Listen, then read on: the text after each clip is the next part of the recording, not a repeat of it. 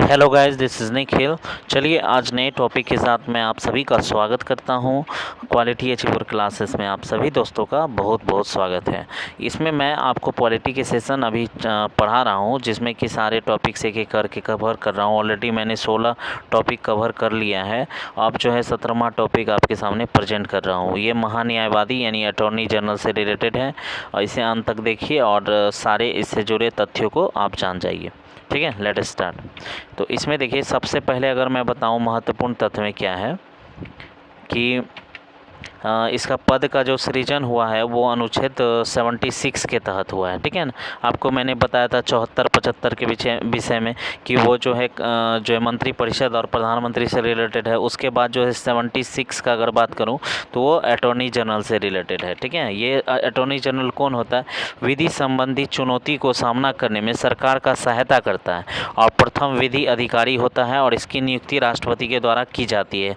यानी कानूनी सलाहकार होता है। यानी कि मान के चलिए कि प्रधानमंत्री के साथ में अगर किसी भी देश के साथ में कोई प्रॉब्लम हो गया तो प्रधानमंत्री का जो वकील होगा वो अटॉर्नी जनरल होगा।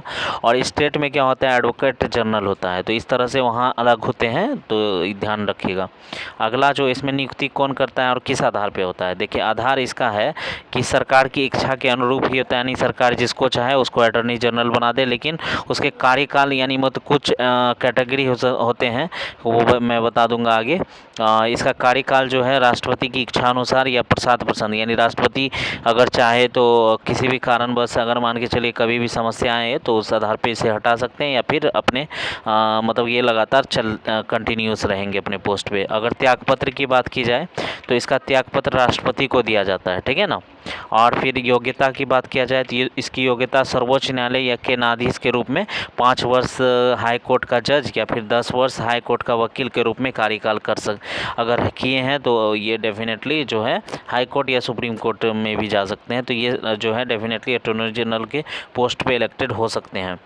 और ये संसद के मतलब कि सदस्य नहीं होते हैं, ध्यान रखिएगा, ये संसद के सदस्य नहीं होते हैं। और अन्य तथ्य में अगर बात किया जाए तो इन्हें जो है बैठक यानी कि सर्वोच्च मतलब कि संसद के बैठक में भाग लेने, बोलने, संसदीय समिति के सदस्य बनने की अनुमति प्राप्त है, पर वोटिंग का जो कैपेबिलिटीज़ है नहीं है। इन सरकार के तरफ से मतलब कि इन सरकार के तरफ से किसी न्यायालय में जो है वकालत करने की अनुमति है। और सॉलिसिटर जनरल ऑफ इंडिया ये महान्यायवादी के सहयोगी होते हैं। तो आई होप ये आपको सारी बातें समझ में आ गया। ये काफ़ी छोटा टॉपिक था जो कि मैं आपके सामने प्रेजेंट कर दिया। तो ये था आपका वीडियोस। आपको कैसा लगा ज़रूर कमेंट कीजिए और अपने दोस्तों तक शेयर कीजिए। इसी तरह मैं छोटे छोटे वीडियोस लाऊंगा जो कि आपके क्विक रिवीजन के तौर पे काम आएंगे और साथ ही साथ जो है इम्पोर्टेंट जो है फैक्ट को भी आपको समझने में मदद करेगा। Okay friends, that's all, thank you.